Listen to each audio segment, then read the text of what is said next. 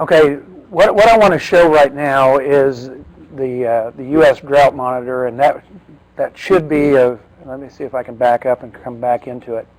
It's not animated, but what it basically did is it started back in June and kind of showed the spread of this drought on a national scale. And you know, when it's all said and done, you know, we've kind of ended up with the perfect storm. All right, if you go back into the last winter, we had a very warm winter. Many of the plants and trees around the country broke dormancy early because of the warm winter. And then we were hit by an April freeze, particularly in the upper Midwest. And then during the summer, we were exposed to extreme heat and drought.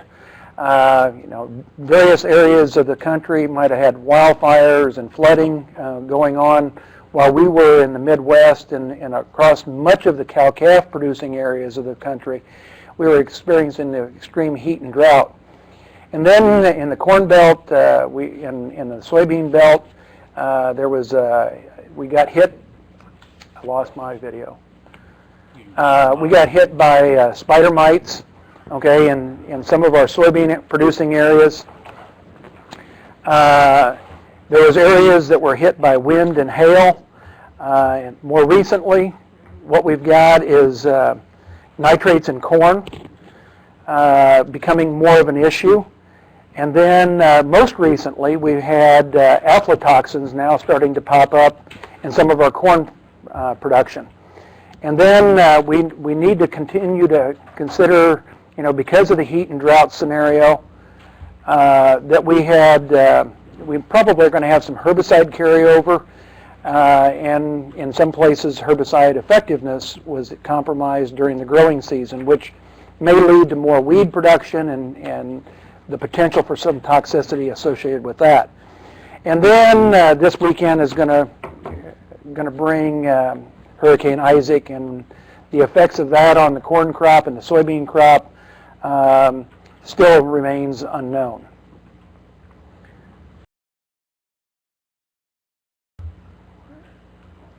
The next slide basically shows, based on some NASS data, kind of where cows are located in the country. And if you superimpose the drought map on where cows are located in the country, and you won't be able to read all the bars, but basically those bars represent different states. And the color coding of these bars is that down at the bottom you kind of got what appears on the screen kind of a pinkish color or a sandy color.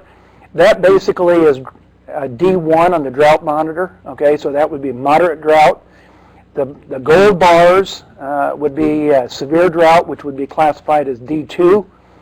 The red bars would be extreme drought, or D3, and then the white bars at the top of each one of those individual bars could be exceptional drought, which would be D4.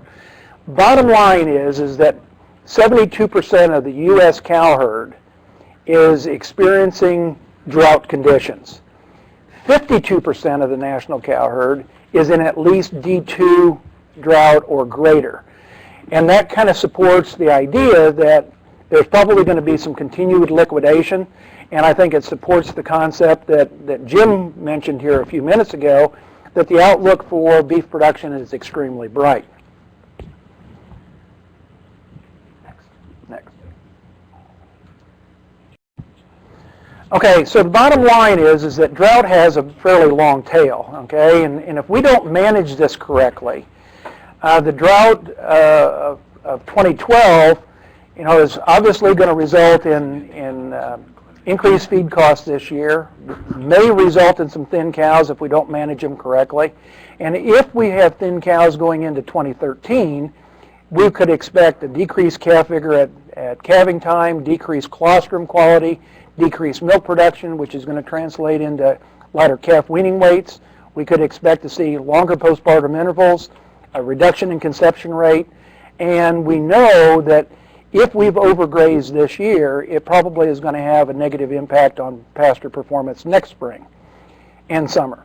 And then that carries on in 2014. If we don't get cows bred in 2013, we could experience a smaller calf crop in 2014, and we could still have the lingering effect of pasture in 2014. So what we've done is we've kind of created basically an outline of how we think it makes some sense for considerations. And so I'm going to quickly go over these areas of consideration, and then we'll get into each one of these in a little bit more detail. But avoid overgrazing, inventorying our feed resources, analyzing our feeds for nutrient profile, evaluating pastures and the possibility of renovating them, identifying and managing toxic feeds, emergency forage crops, monitoring cow body condition, this issue of creep feeding versus early weaning, going the wrong way,